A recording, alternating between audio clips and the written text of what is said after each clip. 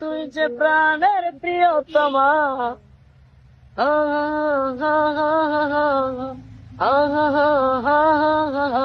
ভাল লাগে তোর বেচকিটাও, ভুল বুঝে তুই কাঁদিস যখন, ভাল লাগে তোর হেচকিটাও।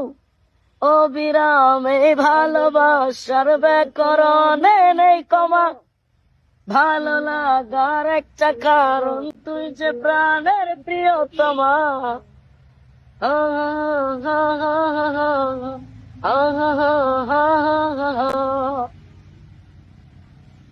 দেখেন কত নোংরা হয়ে গেছে, কত কঠিন হয়ে গেছি আমরা। হ্যাঁ, এটা দুঃখজনক আমাদের জন্য। কথা বলেন না কেন? এটা দুঃখজনক। এই নেশা করা যাবে, আল্লাহর মহব্বতের প্রেমের নেশা করতে হবে জিকিরের মাধ্যমে। কথা বলেন ঠিক না বেঠে? ভুলে যেতে চাইলে, আচ্ছা এটা কেডা, এটা কেডা, এটা কেডা, এটা এটা এই বেটা কি? হ্যাঁ, আমার ওয়াজ হগল তাই পরে আমি ওয়াজ করে আমাদের হ্যাঁ সাইরি সেমাদা। আরে সবাই মহব্বত করতেইব। ভালো আছো? ও বালা বড় বুঝে তো, হেমনে আছে দিয়ে আবার সবাই আমার সাথে কইতেইব, আওয়াজ জোরে করতেইব। সারাস্তি কি আমার বাপদের ওয়াজ করন লাগবো? এটা আমাদের বাড়ি ঘরের মতো। আগে আমরা কমিলে একসাথে আসতাম না বনবেরা, ওখানে তো রক্ত কথা কয়। কথা কোন ঠিক না বেঠে? আমরা এলাকার তরকারি আবার মজা আছে। এদিকে তরকারি আমরা এলাকার তরকারি একেবারে সেম সেম মিলে, খালি হে ওই ফিরে রইছে। সবাই জোরে জোরে কইতেইব। রাজি আসেনি সবাই? একটা হাত তুলেন তো বাজান, কে রাজি আছেন? ভুলে যেতে চাইলে না আমার জান মদিনা, হায় আমার জান না, ভুলে যেতে চাইলে ভোলা যায় না। বলো না, ভুলে যেতে চাইলে।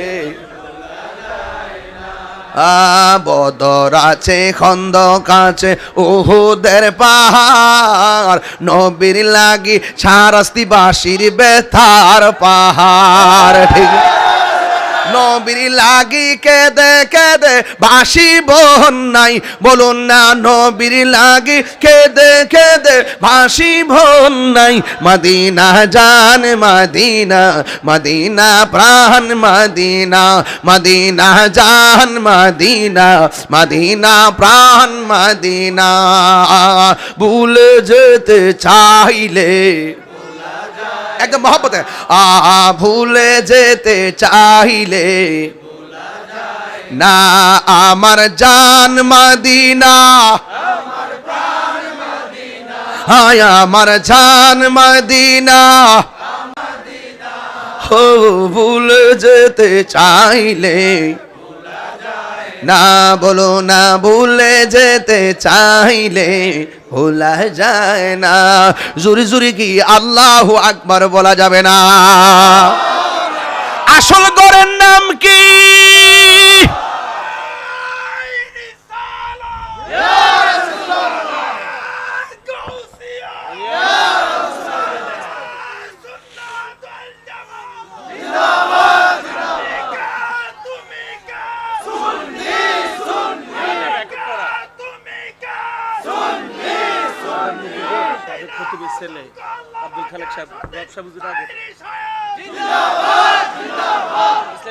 এটা মাইক না গলার? মারহাবা গন। আল্লাহ তার গলার মধ্যে আরো বরকত দিক, জজবার মধ্যে আরো বরকত দিক। কারণ সুন্নির করে সুন্নি, রক্তে মাংসে সুন্নি। কথা কোন ঠিক না বেড়ে? গভীর মনোযোগ, কথা বলা যাবে না। মাঝে মাঝে একটু কথা বলি শুধু আপনাদের জন্য, মনোযোগে আকর্ষণ করছি। শোনেন, রাস্তা কয়টা? বুঝে না? জোরে কোন রাস্তা কয়টা? একটা হলো জান্নাতের রাস্তা, আর একটা, তাইলে আমরা জান্নাত চাই না জাহান্নাম চাই? আল্লাহর হাবিব সাল্লাল্লাহু তাআলা আলাইহি ওয়াসাল্লাম বলেন, কবর কাহার জন্য জান্নাতের বাগান, আবার কবর কাহার জন্য জাহান্নামের গর্ত। আল্লাহর হাবিব সাল্লাল্লাহু তাআলা আলাইহি ওয়াসাল্লাম বলেন, এই কবরে যারা যাবে, যদি বেনামাজি হইয়া কবরে যায়, তার কবর ভিতরে তিনটা শাস্তি হবে। জোরে কোন কয়টা? আপনারা আমাদেরকে দেখেন, ওর কাসুর করতে দেন। জোরে কোন কয়টা? ওই বেনামাজি হইয়া কবরে গেলে শাস্তি হবে তিনটা। একটা শাস্তি হলো কবরের ডান পাশের মাটি এক প্রান্তে যাবে, বাম পাশের মাটি আর এক প্রান্তে যাবে। দুই পাশের মাটি দুই প্রান্তে যাইয়া বেনামাজিকে এমন ভাবে চাপা মারবো, এরপরে বেনামাজি এমন জোরে একটা চিৎকার মারবো। আল্লাহর হাবিব সাল্লাল্লাহু তাআলা আলাইহি ওয়াসাল্লাম বলেন, এই কান্নার আওয়াজ যদি পৃথিবীর কোনো মানুষের কানের মধ্যে লাগতো, ওই কানের পর্দা ফেটে রক্তক্ষরণ হয়ে মারা যাইতো, এমন ভাবে আওয়াজ হবে। এর দ্বারা প্রমাণ হয়ে যায় সারা স্ত্রী গুরুস্থানে মানুষ বড় কান্না করতেছে, বড় বড় করে চিৎকার পারতেছে। দুনিয়ার গরু ছাগল সব শুনতে পারলেও মানুষকে আল্লাহ শোনার ক্ষমতা দান করে নাই। আল্লাহ রাব্বুল আলামিন বলেন, ওয়ামা ইয়াস্তাবিল আহইয়াউ ওয়ালাল আমওয়াত।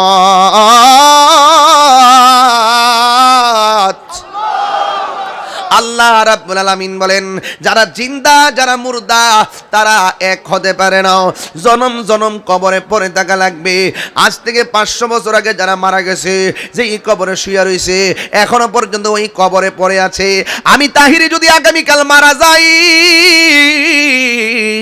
জনম জনম ওই ঘরে পড়ে থাকবো। আপনারা মনে করবেন না যে আমি মারা গেলে আগামী বছর এই মাহফিলটা বন্ধ থাকবো, প্রশ্নই আসে না। কারোর জন্য কোনো কাজ থেমে থাকে না। ও বন্ধুরি, আপনি মনে করতেছেন আমি গরুর দুধ দোহন করে বাজারে কইরা সন্তানরে খাওয়াই, আমি মারা গেলে গরু রাখবো কেডা, দুধ দোহন করবো কেডা? খোদার কসম করে বলি, কারোর জন্য কোনো কাজ থেমে থাকবে না। আপনি মনে কইরেন না আপনার সন্তান আপনার জন্য কানতে কানতে সারা জীবন বেহুশ হইয়া যাইব, মাত্র 3 দিন পরেই আপনার সন্তান আপনারে বুইল্লা যাইব। এটার নাম হলো দুনিয়া। কথা কোন ঠিক কিনা?